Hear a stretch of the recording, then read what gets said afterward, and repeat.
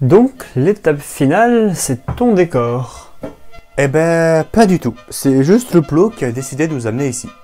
La prochaine étape se trouve véritablement sur Internet. Bravo, vous êtes sur Internet.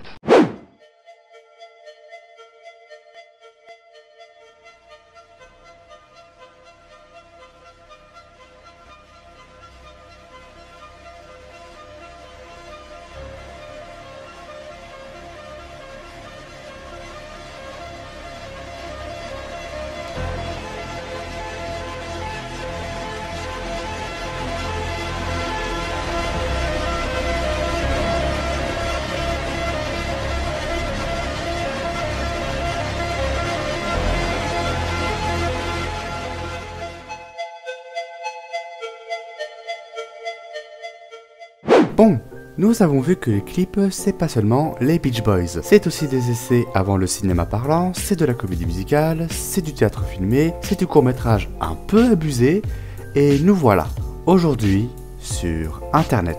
Un média qui chamboule tout pour le cinéma.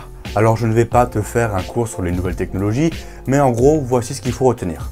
En 2005 apparaissent sur Internet deux sites d'hébergement vidéo. Vous les connaissez aussi bien que moi, Dailymotion et YouTube.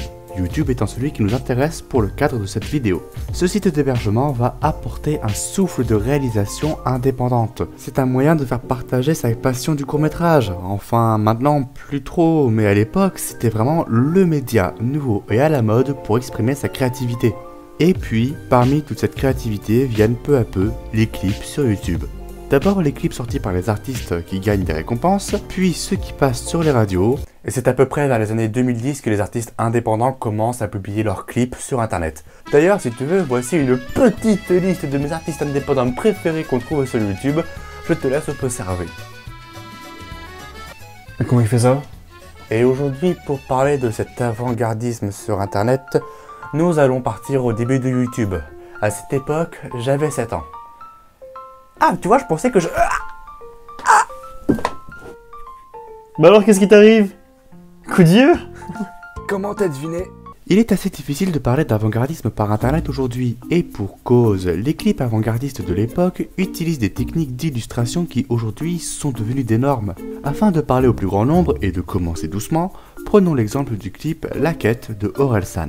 D'abord, deux choses seulement sont à retenir dans ce clip. Primo, les phases de couplet sont illustrées par de la stop motion, une technique d'animation qui consiste à faire bouger des objets non mécaniques et de photographier chacun de leurs micro-mouvements pour leur donner vie.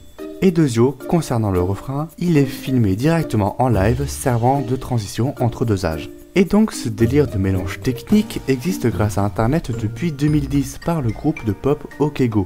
Un groupe qui marque justement par ce mélange esthétique entre la stop motion d'un côté et la prise de vue fluide de l'autre côté, puisque les phases de couplet, donc parler et chanter même en refrain, sont illustrées par de la stop motion, tandis que les phases musicales, elles, sont illustrées par de l'imagerie fluide. Bien sûr, des clips en stop motion, ça existe depuis bien avant Internet, mais là c'est le fait d'oser ce genre de choses, en apparence réservées au cinéma, vu les efforts mis en place, et le fait de placer cette audace de ces efforts pour un clip, c'est ça qui est remarquable. J'ai conscience que ce que je vous annonce est un peu faible, surtout que bon, dans le cas de Okego, le mélange n'a pas trop d'intérêt à part faire un truc sympa. Alors que dans le clip de Orelsan, la stop motion illustre une sorte de flashback qui au fond ne sont que des images saccadées. La stop motion se mêle donc à l'imagerie saccadée du flashback.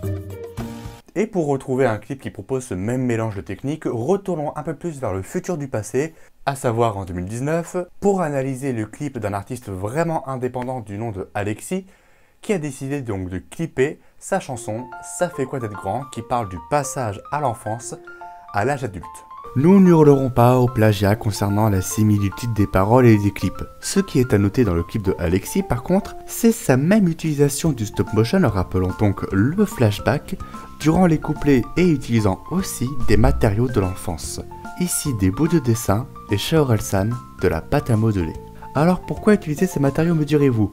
Parce que ça rappelle l'enfance et surtout que depuis les années 90 et encore plus depuis l'apparition d'Internet, il y a un souffle de faire du sens dans tout ce qu'on fait dans ses propres clips.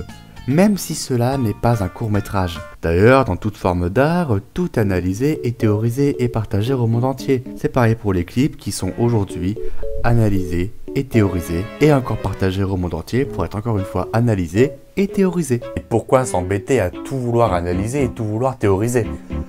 Vraiment une passion bien bizarre. Bah quoi?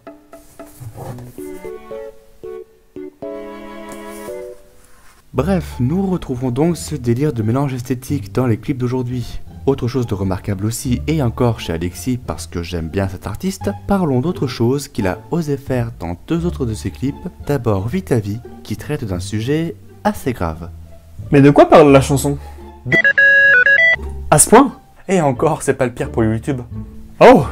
Vie ta vie donc, clip sorti en 2018, traite de la dépression refoulée, ce qui est vraiment la pire des choses à faire. Et pour parler de ce sujet assez sensible, Alexis, parce que oui c'est lui qui réalise ses propres clips, a choisi d'illustrer ses propos en montrant et démontrant ses paroles, et ça c'est fort. Ce qui est important, c'est de se rendre compte qu'il fait partie de cette génération d'artistes qui clippent leurs chansons, incluant comme actrice les paroles. Et cela s'est répercuté chez les artistes vivants. Nous pouvons prendre pour exemple King of the Clouds de Panic! At the Disco.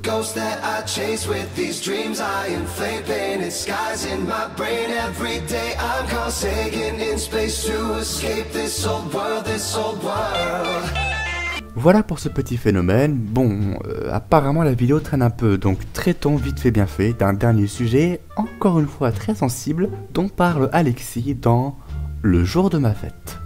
Mais de quoi parle la chanson? Personnellement, je pense que c'est une lettre de suicide. À ce point? Et encore, c'est pas le pire pour YouTube. Oh! Faudra vraiment qu'on arrête ce comique de répétition. Faudra vraiment qu'on arrête ce comique de répétition. Faudra vraiment qu'on arrête. Alors comme je l'ai dit plus tôt, on va aller vite avec le jour de ma fête. Ce qu'il faut juste noter, c'est l'utilisation poussée du numérique. Même si ça va grandement, donnez-vous la petite, soyez-en tous de rire, soyez sans inconfort, que vous soyez alors, pleurant des larmes de rire, à de précieux souvenirs datant d'hier encore. On sent qu'on est sur un clip de génération internet, puisque depuis l'accessibilité du numérique au plus grand nombre, l'exploitation des artistes indépendants du numérique dans leurs propres clips se fait ressentir. Et ici, cette utilisation du numérique est exploitée à fond, pour faire un clip aux effets visuels qui montre et démontre, voire même dépasse, les limites du temps et de l'espace. Bah, c'est un clip classique de YouTube, quoi. Encore une transition naturelle. Merci. C'était pas écrit dans le scénario, ça. Ah bon? Mais ça vient de quel pays, alors, si c'est partout? Eh bah, justement. Avec Internet, nous faisons face à un autre univers, un univers sans frontières. Ce qu'il s'y passe appartient au monde entier. Et même si nous ne remarquons pas ces changements avant-gardistes, ils existent et appartiennent donc à Internet, à savoir au monde entier. Et voilà, c'est la fin de cette série de vidéos, j'espère qu'elle vous aura plu. Elle t'a plu, Ed? Hein? Oh, ouais, j'ai adoré. Dommage que ça se termine. J'en suis vraiment désolé.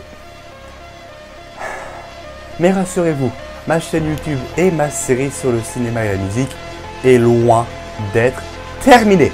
Quoi? Allez, salut!